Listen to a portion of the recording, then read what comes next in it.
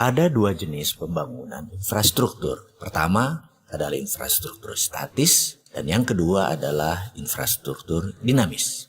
Pembangunan jalan tol, pelabuhan, bandara adalah kategori sebagai pembangunan infrastruktur statis. Sifat dari infrastruktur statis adalah penunjang kegiatan infrastruktur dinamis. Karena itu infrastruktur statis dibangun di banyak negara setelah siap pemakainya. Di Amerika misalnya di tahun 1940 sampai 1961, Amerika membangun infrastruktur statis besar-besaran.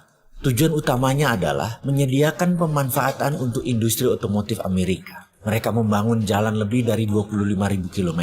9 dari timur ke barat, 11 dari utara ke selatan, dan terus dibangun akar-akar jalan tersebut. Apa yang terjadi adalah industri otomotif mereka tumbuh di atas 15% per tahunnya. Sisi lain negara Cina membangun infrastruktur statis di awal tahun 90-an hingga tahun 2010. Hanya sisi timur negara tersebut yang dibangun, kemudian baru ke arah tengah. Karena sisi timur Cina adalah daerah produksi dan daerah pelabuhan untuk pendistribusiannya ke internasional. Membangunnya terbesar pun adalah jalanan dan rel kereta api.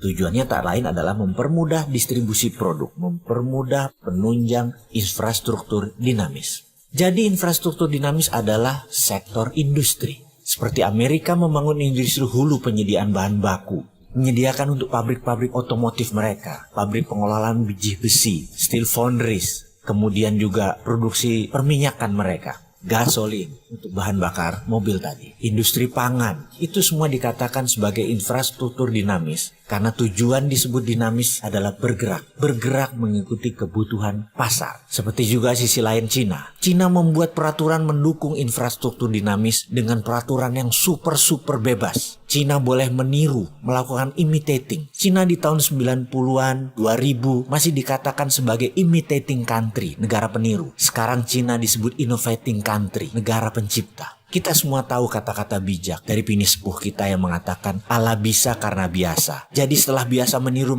mereka sekarang mengerti apa yang terbaik dan setelah itu menciptakan produksi baru yang kreatif dan inovatif. Itulah Cina sekarang yang membangun infrastruktur dinamis terlebih dahulu baru infrastruktur statis. Demikian juga infrastruktur Amerika. Dinamis dulu baru yang statis. Kalau di Indonesia